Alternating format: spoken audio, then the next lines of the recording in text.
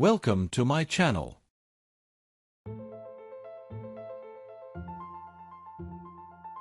Welcome, mortals, to the first installment of The Fiery Forge, a series all about Hephaestus, the Olympian god of craftsmanship.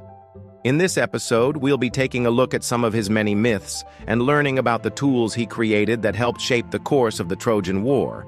So get comfy by the fire with a mug of hot cocoa, or maybe ambrosia if you've got any, and let's get started. In Homeric tradition, Hephaestus was the only son of Zeus and Hera, although other sources claim that he was born of fire-breathing maidens called the Moirae, or the Fates. Now, you might be thinking, how could someone who's the son of Zeus and Hera also be born of fire?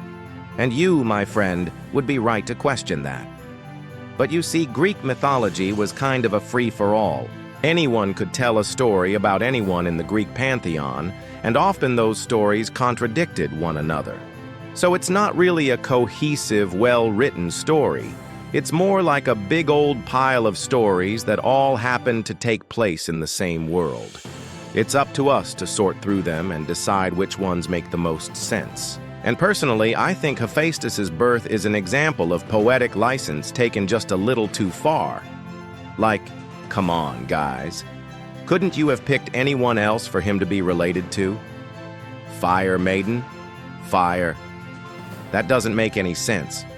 I mean, unless there's something that I'm missing, obviously, because I'm not the Greek pantheon. But anyway, back to Hephaestus. As a child, he was unusually strong and skilled, and when he grew up, he became the divine craftsman of Olympus. He built magnificent palaces for the gods, crafted their furniture and weapons, and made all of the gold and silver goblets they used for drinking. But he was best known for his armor.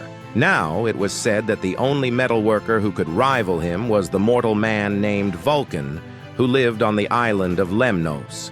And since Hephaestus was a god, he had access to materials that were unavailable to his mortal counterpart.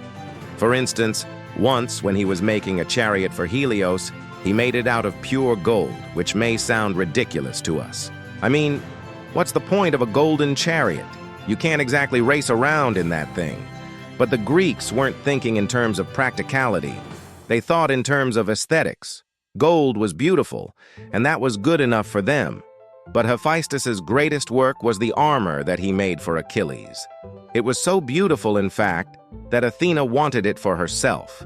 But Hephaestus refused to part with it, and Athena got so pissed that she put a curse on the armor. Whenever it was worn, its wearer would become invulnerable, except for one small spot on his heel. Now, don't ask me why she put the curse on the armor instead of just not letting Achilles have it. To me, that makes zero sense. But again, I am not the Greek pantheon. And speaking of Achilles, remember how I told you that Hephaestus was famous for his weapons? Well, during the Trojan War, he made more than just weapons. He made works of art, too. And these were special pieces, each one imbued with a portion of the artist's divine power.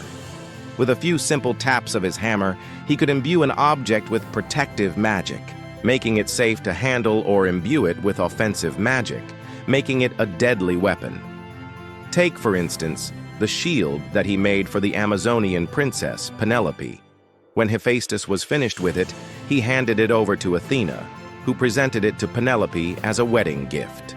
And it was a beautiful shield, decorated with images of battle and peace. But what made it so special was that it could never be broken.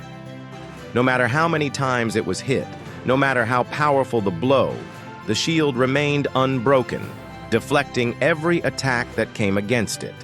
And now, if you want to know more about Hephaestus, his family and his friends, then stay tuned, because next time we'll be taking a look at his relationship with the other gods, including a certain bald eagle named Tyrophone.